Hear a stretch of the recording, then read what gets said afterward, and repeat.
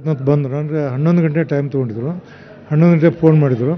ನಾವು 1 ಗಂಟೆಗೆ 1-1:30 ಮಟ್ಟ ಇರ್ತೀನಿ ಆಫೀಸ್ನಾಗ. ನೀವು ಬಂದ್ರೆ ಯಾಕಂದೆ ರಾಜೀನಾಮೆ ಕೊಡ್ತೀವಿ ಅಂದರು. ಬರ್ರಿ ಅಂತ ಹೇಳಿ ಬಂದರು. ಅವರು ಲೆಟ್ರ್ ಹೆಡ್ ಇರಲಿಲ್ಲ, ವೈಟ್ ಪೇಪರ್ ಅಂತ. ಅದಕ್ಕೆ ನೀವು ಲೆಟ್ರ್ ಹೆಡ್ನಾಗ ಕೊಡ್ರಿ, ಬರೆದು ಕೊಡ್ರಿ ಅಂದೆ. ಬರೆದು ಹಾಕಿದ್ರು. ಒಟ್ಟು ಸುರೇಶ್ ಅವ್ರು ಬಂದು ಅವ್ರು ಏನು ಮಾತಾಡಿದ್ರು. ನಾನು NT ಚೇಂಬರ್ಗೆ ಹೋದೆ.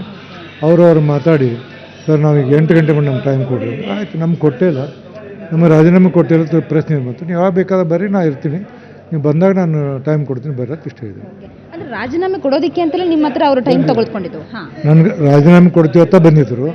ಬಂದ ನಂತರ ಈಗ ಅವ್ರ ಮನಸ್ಸು ಬದಲು ಮಾಡಿದರು. ನಾ ಏನು ಮಾಡೋಕ್ಕಾಗಿಲ್ಲ. ಅವ್ರು ವಾಲಂಟ್ರಿ ಆಗಿ ಕೊಟ್ಟರೆ ನಾನು ತೊಗೋತೀನಿ. ನನ್ನ ಕಡೆ ರಾಜೀನಾಮೆ ಕೊಟ್ಟೇ ಇಲ್ಲ. ಅದಕ್ಕೆ ನಿಮ್ಮ ಹತ್ರ ಏನು ಅಂತ ಏನು ಮಾತಾಡಿದ್ರು? ಏನಿಲ್ಲ, ರಾಜೀನಾಮೆ ಕೊಡೋದಿಲ್ಲ ನಮಗೆ, ಏನೋ ಮತ್ತೆ ನಮ್ಮ ಮನಸ್ಸಿನ ಬದಲಾವಣೆ ಆಗೈತಿ. ಅದಕ್ಕೆ ನಮ್ಮ ಸ್ವಲ್ಪ ನಾವು 8 ಗಂಟೆಗೆ ತಿಳಿಸ್ತೀವಿ ಅಂದರು.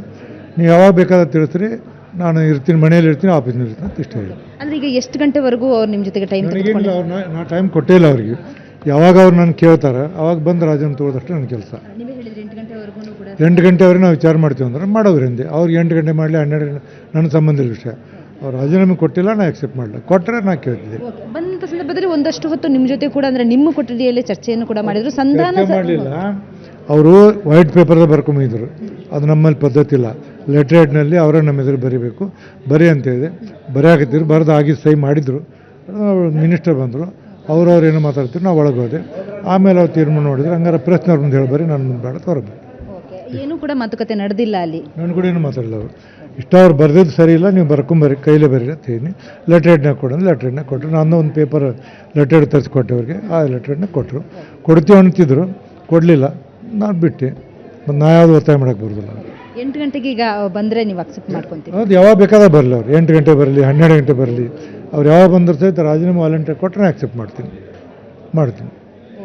ಈಗ ಪ್ರದೀಪ್ ಈಶ್ವರ್ ಅವರು ಕೂಡ ಹೇಳಿದ್ದಾರೆ, ಇಬ್ಬರು ಕೂಡ ರಾಜೀನಾಮೆ ಕೊಟ್ಟಿದ್ದಾರೆ ಅನ್ನುವಂಥ ಮಾತನ್ನ ಹೇಳ್ತಾ ಇದ್ದಾರೆ. ಅದೇನು ನನಗೆ ಗೊತ್ತಿಲ್ಲ, ಅವ್ರದ್ದೇನು ನನಗೆ ಗೊತ್ತಿಲ್ಲ. ಇದು ಬಸವರಾಜ ಹೊರಟ್ಟಿ ಅವರ ಮಾತು.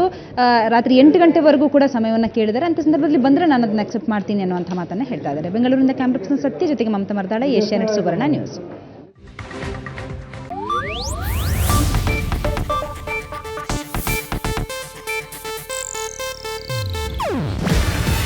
ಇದು ಏಷ್ಯಾನೆಟ್ ನ್ಯೂಸ್ ನೆಟ್ವರ್ಕ್ ಪ್ರಸ್ತುತಿ. ನೀವು ನೋಡ್ತಿದ್ದೀರಾ ಏಷ್ಯಾನೆಟ್ ಸುವರ್ಣ ನ್ಯೂಸ್.